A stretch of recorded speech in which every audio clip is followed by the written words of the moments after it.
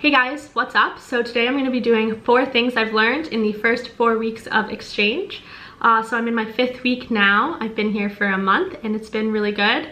I know I left you guys on a bit of a cliffhanger when I was kind of panicking and filming at the same time, which wasn't my best idea, but you know, let it out. I got really nice messages, so thanks everyone for that.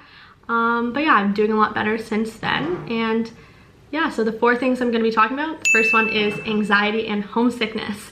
So obviously that day was like one of the worst, not only on exchange, but just one of the hardest days I've had to go through in my life, which sounds like pretty dramatic and like pretty good that is one of the worst things. But yeah, I was really down and anxious and homesick and just really thinking I couldn't do it.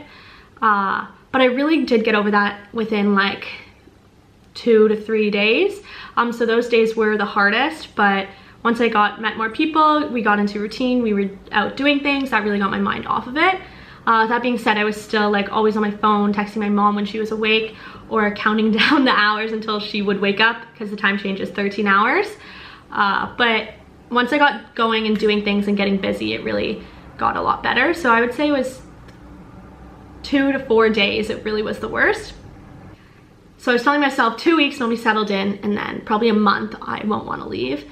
And it happened a lot quicker than that. So it was really a few days I was settled in, and then probably 2 weeks I started thinking, I was like, oh my gosh, I'm not here for that long. Whereas like at the beginning I was like 5 months seems like so long. And then 2 weeks in I was like starting to plan our weekend trips and like trying to do travel and stuff. And then I'm like, you count up your weekend trips and you're like, I actually don't have that much time here. And then I'm like, it feels like I leave like next week when I really don't. But it's crazy that like it's already been a month and it really doesn't feel like that. Probably because of all the trips I've been doing, but yeah, I settled in a lot quicker than I thought I would, so that's good.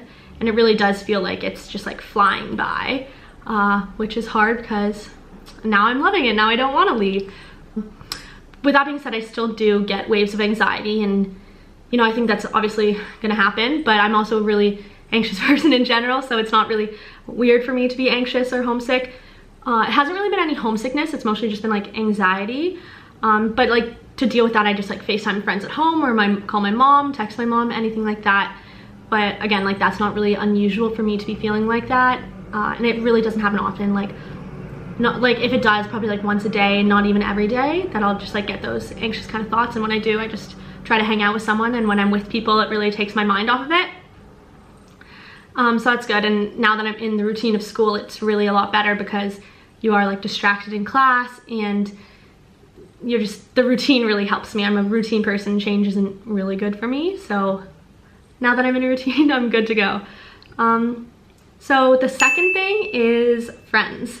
So this is, I feel like I had a lot of expectations for this, like going into exchange.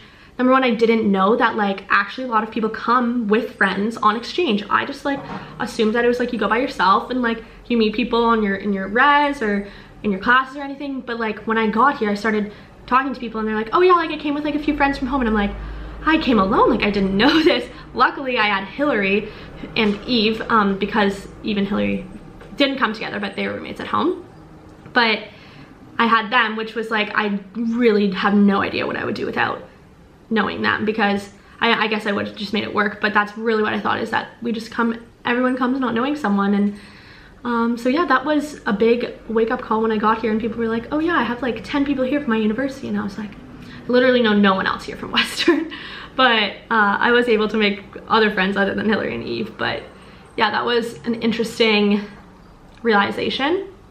Also, I don't know why I had in my head that I would just like magically meet people from like around the world and have like a friend from Paris and Brazil and just like everywhere.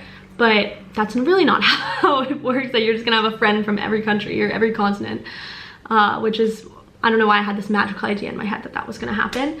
But like that's still fine. Like I've met great people from a lot of different places, but it's just, I think I just had a movie picture in my head, and that is not how it's turned out. But it's been great. Like I wouldn't want the other thing. I love what I have, and I love the people that I've met and the people that I've hung out with and my friends that I've made. It's really been good, and that really helps with the anxiety and everything. But yeah, also I know I also left you on a cliffhanger with my roommate, But yes, her stuff is here, my stuff is there. I did finally get my roommate. She's also from Canada, from Ontario actually. She's really nice, to get along really great, and yeah, it's been good. So it was a bit weird the first few days, and I was just like waiting for her to come, but that's okay. She's really nice. Her name's Rachel, and yeah, it's been going good.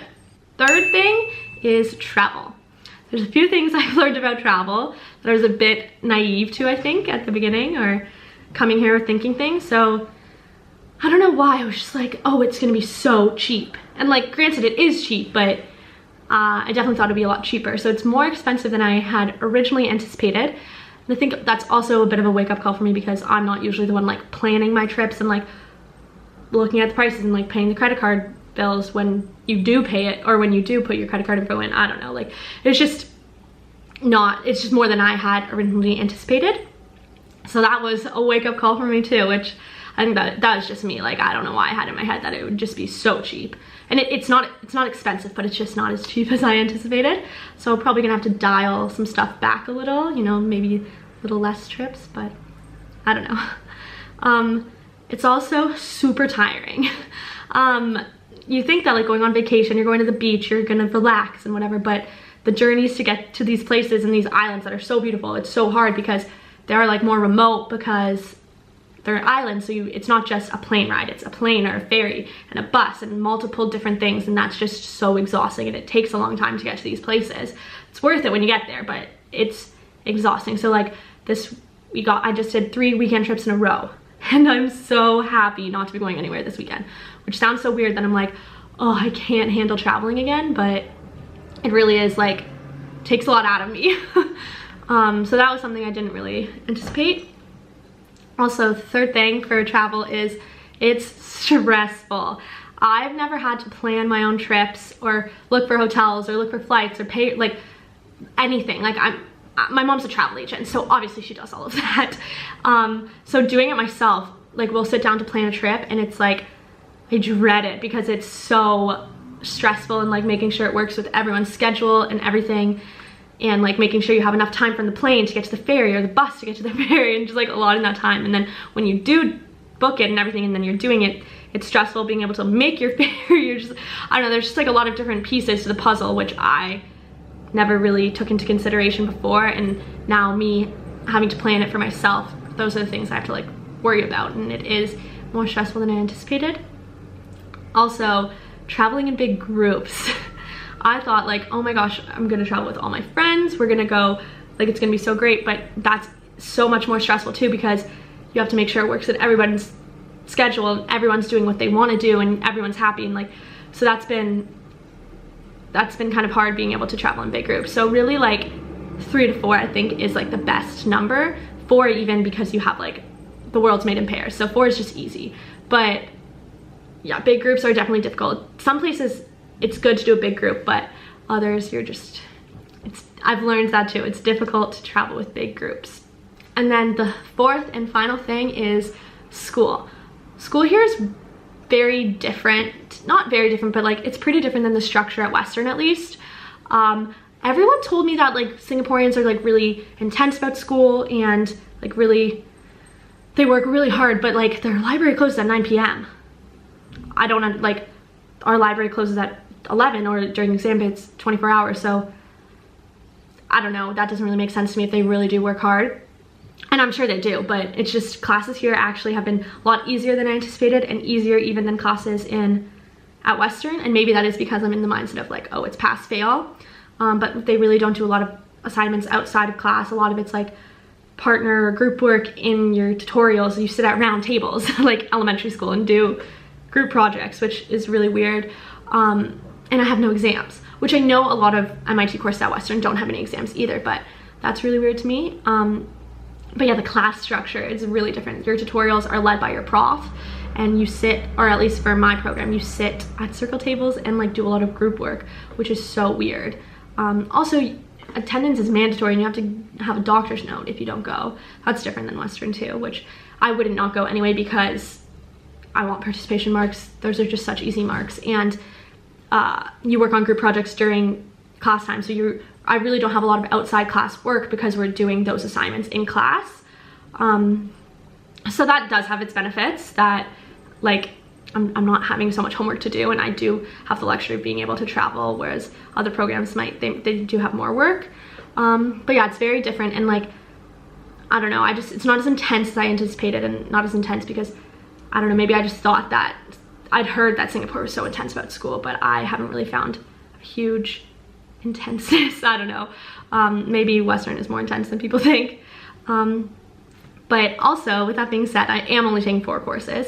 I couldn't really fit 5 that would work in my schedule.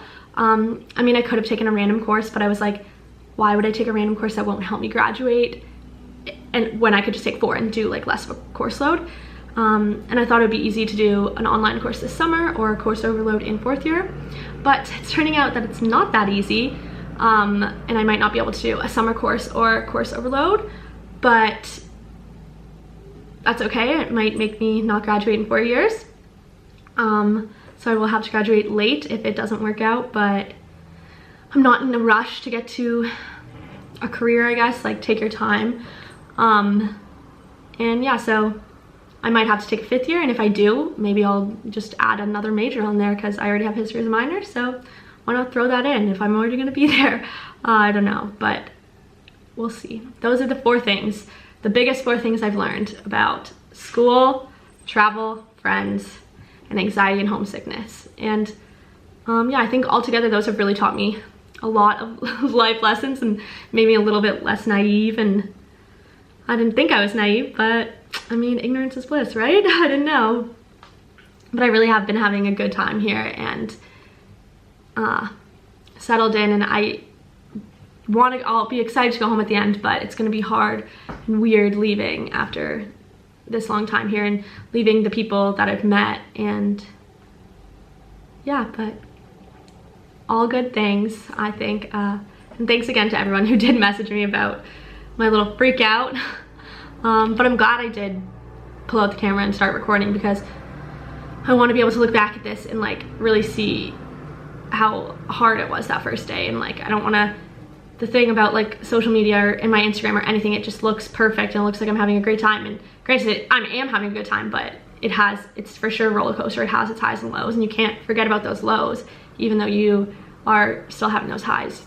You want to keep it real and just show every part of it. And I hope I have been doing that. I don't know, my Instagram definitely hasn't shown that, but I want to be able to look back and remember that it wasn't always fun, and it is hard, and it's a journey. So yeah, that's it, and I'll catch up with you later. I don't know if that's gonna be my outro.